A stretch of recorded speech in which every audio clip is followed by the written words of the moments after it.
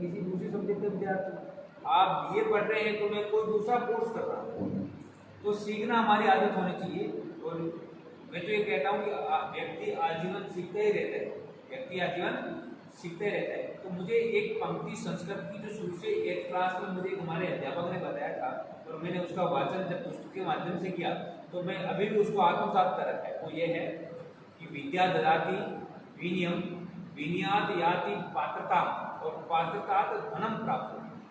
विद्या से हमें विनयशीलता सीखने को मिलती है और उस विनयशीलता से हमें पात्र बनना, हम उसके लिए योग्य बनते हैं, पात्र बनते हैं। और उसी पात्र के बाद, पात्र बनने के बाद आप जीवन में धन प्राप्त करते हो, धन कमाते हो। इसी संदर्भ में एक छोटा सा प्रसंग आपके सामने रखना, थोड़ा सा दज्जित होकर के पूरा ध्यान उस प्रसंग पे रखना तो सुनना। बहुत ही पुराना प्रसंग है लेकिन आत्मसात करने की जरूरत है। हम सुनते हैं लेकिन उस प्रसंगों को आत्मसात नहीं कर पाते। बिना पात्रता हासिल किए आप कोई भी शिक्षा अर्जन नहीं कर सकते। अगर आप में योग्यता नहीं है उससे संबंधित, तो मैं कहता हूं कि आप जिंदगी में कोई सा भी काम वो नहीं सीख पाओगे। अगर विद्या सीखनी है तो पात्रता हासिल करनी पड़ेगी। एक छोटा सा प्रसंग ऐसा है, वो ये है, एक प्रसंग आता रामायण में कि डोली भूमि गिरा 10 कंदर, डोली भूमि गिरा 10 कंदर। वो भूमि 10 कंदर ने रावण के जब नाभि में बाण लगा था, प्रभु राम ने जब लगाया था, तो वो जब धरा पे गिरा तो ये समझी पूर्ण ये धरा जो है कंपित हो गई, हिलने लग गई, इतना भारी भरकम शरीर था। और रावण जब अंतिम सैया पे था, अब तो मरने वाला ही है, तो प्रभु राम ने अपने भाई लक्ष्मण को ये कहा कि जा, वो श्रेष्ठ, इस ब्रह्मांड का श्रेष्ठ ब्राह्मण है, तुझे कुछ नवीन ज्ञान सीखना चाहिए तो वहां जाना और उस प्रकांड ब्राह्मण से कुछ सीख कर के आओ। हालांकि अनुज भ्राता लक्ष्मण स्वभाव के क्रोधित थे, क्रोध जल्दी आता था, इस वजह से वो सीखने के लिए पहले जिज्ञासु नहीं थे। लेकिन ज्येष्ठ भ्राता की आज्ञा का पालन करना एक छोटा भाई का परम कर्तव्य हो जाता है। तो जो ही राम ने ऐसा कहा तो जो लक्ष्मण जी जाते हैं रावण के पास, सुनना पीछे लास्ट रावण के पास जाकर के उनके सिर के पास में खड़ा हो जाता है और वो जैसा राम ने कहा था वो अपनी बातों को रखता है कि मैं आपसे कुछ सीखना चाहता हूँ, मेरे बड़े भाई राम ने कहा था, इस वजह से मैं आपके पास आया हूँ। लक्ष्मण के इस प्रश्न पर रावण जो है वो हंसता है, उनको पता मैं मरने वाला हूँ, लेकिन हंस करके उसको कहता है कि जा, अभी तेरे में योग्यता नहीं है, अभी तेरे में वो पात्रता नहीं है जो सीखने लायक शिष्य में होनी चाहिए। तो स्वभावतः अभी मैंने पहले भी कहा था कि जो लक्ष्मण क्रोधी स्वभाव के थे, जो ऐसा सुना वो तुरंत भाग करके अपने भाई राम के पास आए। तो राम ने कहा कि लक्ष्मण, उस ब्राह्मण ने तुझे क्या शिक्षा दी, उस ब्राह्मण ने तुझे क्या शिक्षा दी ये बता। तो लक्ष्मण जी कहते हैं कि मैं कुछ बोला नहीं उन्होंने, और क्रोध की वजह से उन्होंने मुझे इस प्रकार से कहा, मैं वहां से आ गया।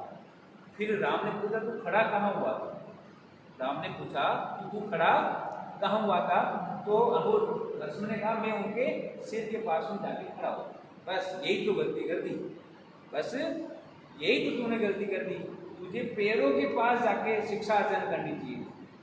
जब भी शिक्षा अर्जन करनी हो तो गुरु के पैरों में बैठ करके आप जब शिक्षा अर्जन करते हो तभी आप शिक्षा के उचित पात्र बन पाते। तो दोबारा फिर वो गया और उस बार उसने वो गलती नहीं की, रावण के पैरों में खड़ा हुआ और रावण ने वो संपूर्ण शिक्षा दी जो जीवन में सार जो उसने गलतियां की, उस गलती के बारे में सारांश उसने कहा।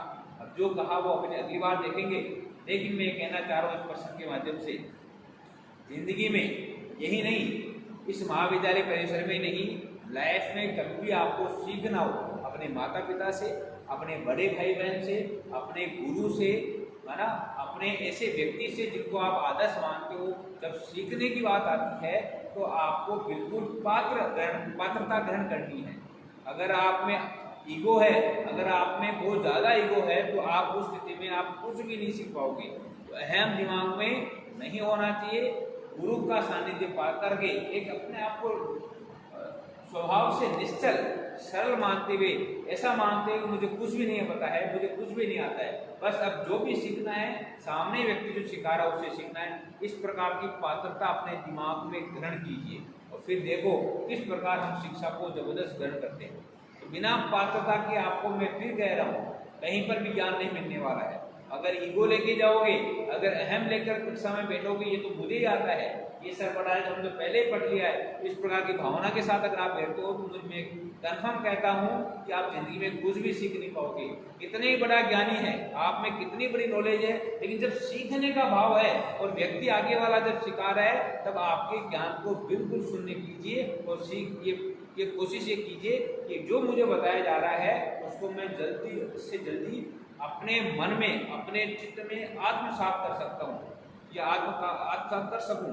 इस भावना के साथ जब भी आप कक्षा में प्रवेश करोगे निश्चित तौर पर आपकी सफलता तो मिलेगी, आपका मान सम्मान भी आपके समाज में, आपके परिवार में बढ़ेगा। तो थोड़ा सा आज प्रसंग के माध्यम से आपकी पात्रता जरूर ग्रहण करना। आप विद्यार्थी हैं तो विद्यार्थी की तरह ही रहे।